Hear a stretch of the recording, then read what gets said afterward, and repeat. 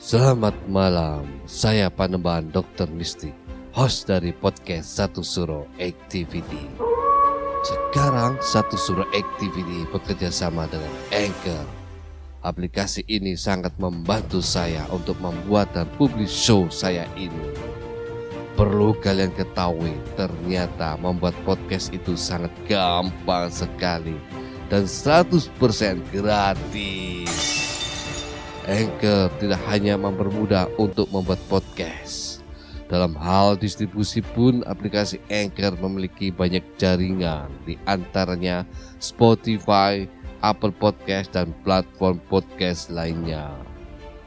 Tidak perlu berpikir lama, segera download aplikasi Anchor dan bikin podcast kamu sekarang juga, gak pakai lama.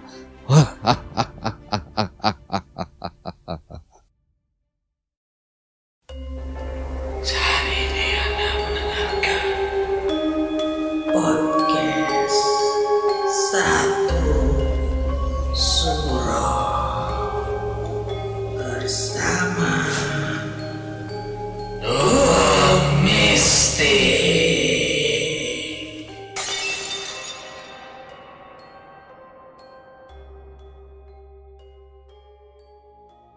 Assalamualaikum warahmatullahi wabarakatuh.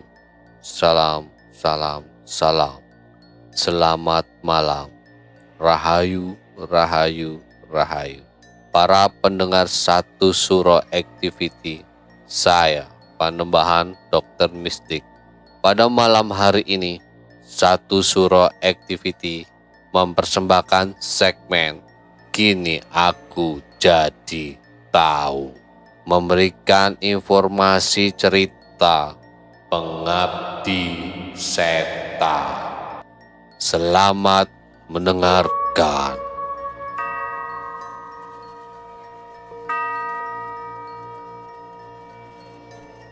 Setanisme, satanik, secara singkat bisa diartikan sebagai penyembahan setan dan menjadikannya sebagai Tuhan. Selain menolak Tuhan dan semua agama dan nilai keagamaan, gerakan ini adalah ajaran melakukan hal-hal yang oleh agama dianggap berdosa. Setanisme juga menerima setan, simbol kejahatan, sebagai pimpinan dan pembimbing. Kaum setanis, yakni para pengikut ajaran setanisme, sudah ada dan melakukan acara mereka di setiap tahap sejarah dan dalam setiap peradaban. Dari Mesir kuno sampai Yunani kuno, serta semenjak abad pertengahan sampai hari ini. Di selang abad ke-14 dan ke-16, para tukang sihir dan orang yang menolak agama sama-sama memuja setan. Sesudah tahun 1880-an di Perancis, Inggris, Jerman, dan sekaligus di beragam negara lain di Eropa dan Amerika. Setanisme diatur dalam perkumpulan dan tersebar di kalangan orang yang mencari keyakinan dan agama lain. Penyembahan setan terus berlangsung semenjak abad ke-19. Mula-mula sebagai setanisme tradisional, lalu dalam arus sesat yang semakin kecil yang merupakan pecahannya, upacara kejam yang diterapkan oleh tukang sihir dan orang-orang tak bertuhan, pengorbanan anak dan orang dewasa untuk setan, perayaan misa hitam, dan upacara setanisme tradisional lainnya sudah diwariskan diam-diam secara turun-temurun. Simbol setanisme tradisional yang terpenting adalah dewa Romawi kuno, Bam Homet. Pada ketika itu, Baphomet dibuat menjadi simbol untuk orang yang memuja setan.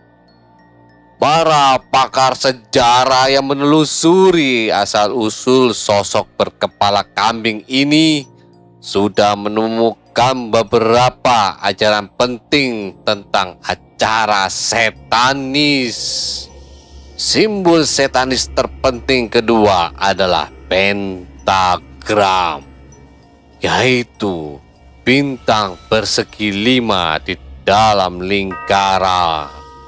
Yang menarik, ada 2 perkumpulan rahasia lainnya di samping para setanis yang menggunakan Baphomet dan pentagram sebagai simbol. Yang pertama adalah perkumpulan kesatria biara Yerusalem yang disebut dengan Knights Templars, yaitu perkumpulan yang dituduh oleh gereja Katolik sebagai penyembah setan dan dibubarkan pada tahun 1311. Perkumpulan lainnya adalah perkumpulan Mason yang sudah bertahun-tahun lamanya menimbulkan rasa penasaran karena kerahasiaan dan upacaranya yang aneh. Banyak pakar sejarah yang sudah menyelidiki masalah itu percaya bahwa ada hubungan silang kesatria biara Yerusalem dengan perkumpulan Mason. Menurut mereka, kedua perkumpulan itu saling melanjutkan satu sama lain. Sesudah kesatria biara Yerusalem dilarang oleh gereja, perkumpulan itu melanjutkan keberadaannya secara rahasia dan belakangnya berganti dibuat menjadi paham Mason. Yang pasti tentang Freemasonry adalah perkumpulan ini bersifat amat rahasia, punya bangun organisasi dengan anggota di seluruh pelosok dunia. Uraian yang diberikan seperti Leo Taksil yang pernah dibuat menjadi seorang Mason, namun sudah keluar dari perkumpulan itu, mengatakan bahwa para Mason amat menghormati Baphomet dan melangsungkan upacara yang mirip tata cara penyembahan setan. Kenyataan lain yang menimbulkan kecurigaan adalah bahwa banyak pengikut setanisme yang kemudian dibuat menjadi anggota organisasi Masonis atau Freemason. Kini, para setanis sudah meninggalkan upacara dan markasnya yang rahasia itu untuk keluar ke jalan-jalan. Para setanis dengan giat menyebarkan ajarannya di setiap negara. Andil membuat buku-buku, terbitan berkala dan internet sebagai usaha untuk mereka merekrut anggota baru, tak peduli di negara manapun mereka ada. Para setanis menampilkan citra yang sama, cara berpakaian berwarna hitam, aksesoris, atur cara penyembahan, kecocokan surat yang mereka tinggalkan sebelum melakukan bunuh diri, dan ciri lainnya menunjukkan bahwa setanisme bukanlah gerakan biasa yang isinya pengangguran, melainkan suatu organisasi yang sengaja bersandar pada landasan pemikiran. Setan adalah sebutan untuk makhluk-makhluk yang berupaya merusak kehidupan manusia. Setan bisa dalam berbentuk jin dan manusia. Mereka bekerja siang dan malam tanpa kenal lelah untuk menyesatkan manusia dari jalan Tuhan, supaya umat manusia dibuat menjadi pengikutnya. sehingga dibuat menjadi sahabat mereka untuk hidup di neraka nanti. Itulah inti tujuan sebenarnya. Pada landasannya, arus setanisme dibagi menjadi dua jenis, yaitu teistik dan ateistik. Arus teistik atau biasa dinamakan juga setanisme tradisional adalah suatu bangun keyakinan yang menganggap bahwa setan sebagai dewa.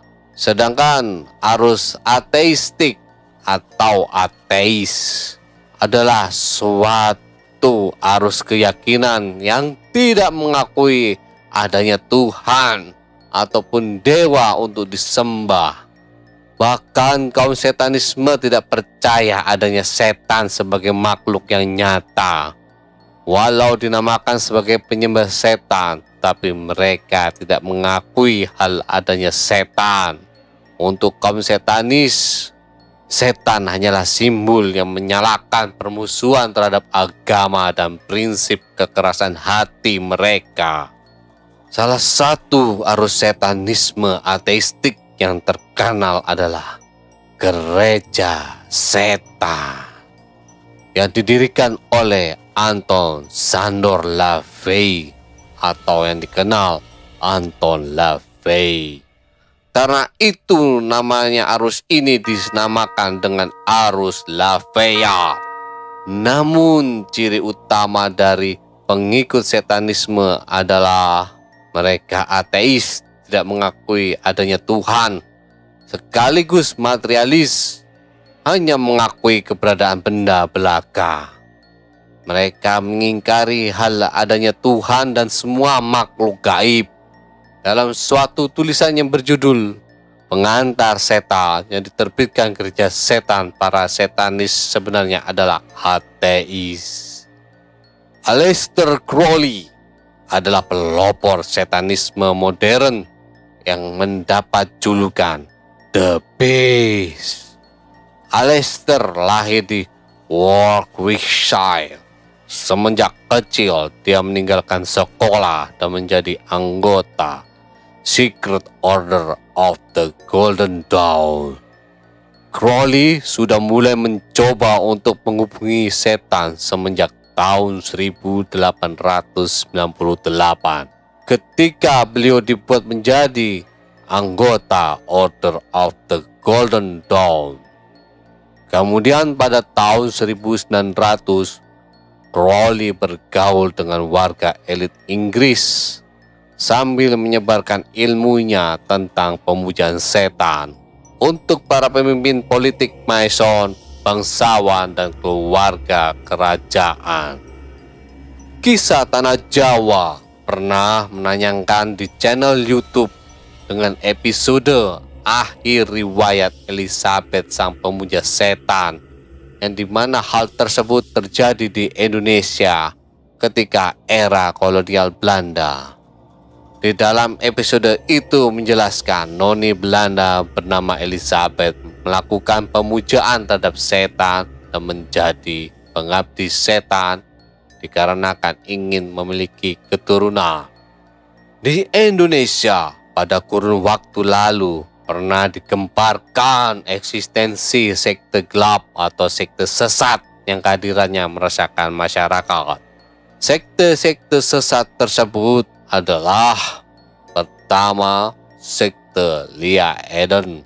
Sekte ini diperkenalkan oleh Lia Aminuddin atau sering dipanggil juga Lia Eden. Lia Eden mengaku bahwa dia pernah didatangi malaikat Jibril yang datang kepadanya dalam wujud bola cahaya. Kata Lia Eden, malaikat Jibril datang untuk memberinya berita tentang akhir dunia. Disebutkan bahwa akan ada UFO yang akan mendarat di Monas untuk mengangkut Lia Eden beserta pengikutnya ke surga. Walaupun terdengar absurd, kerajaan Lia Eden anehnya dapat menjaring hingga 100 pengikut pada masa awal. Sebagian besar terdiri dari kalangan cendekiawan, seniman, hingga kaum pelajar. Kerajaan Lia Eden kemudian dicap sebagai sekte sesat atau gelap oleh MUI pada tahun 1997. Selain itu, pendirinya juga divonis hukuman penjara pada tahun 2006 dan 2009. Yang kedua, sekte Satria Piningit Weteng Buwono. Sekte Satria Piningit Weteng Buwono ini didirikan oleh Agus Imam Solihin. Dia mengaku sebagai Tuhan sejak 2005-2006. Agus yang mengaku sebagai Imam Mahdi mengajarkan kepada pengikutnya untuk meninggalkan sholat, puasa, dan menjalankan hubungan seksual bersama pasangannya secara bersama-sama pengikut lainnya dalam satu ruangan. Dianggap meresahkan dengan ajarannya yang menyimpang. Agus pun ditangkap, namun sempat melarikan diri. Agus pun menyerahkan diri dan dia diadili dengan hukuman penjara 2 tahun 6 bulan. Ketiga, kerajaan ubur-ubur. Sekte ini dibentuk oleh pasangan Rudi dan Aisyah. Pengikut aliran sesat itu mayoritas warga Jawa Timur dan Jawa Tengah. Menurut keterangan pengikutnya, Aisyah mengaku sebagai Ratu Kidul yang menganut agama Sunda wiwitan, yang mengakui Al-Quran dan Allah SWT. Namun Aisyah mengatakan kalau Allah SWT memiliki makam menyerupai petilasan. Dia pun percaya kalau Nabi Muhammad berjenis kelamin perempuan. Bahkan Aisyah pun menjelaskan alasan setiap orang yang pergi haji mencium Hajar Aswad karena dianggap kelamin perempuan. Ka'bah pun bukanlah kiblat umat muslim, tetapi tempat pemujaan berhala.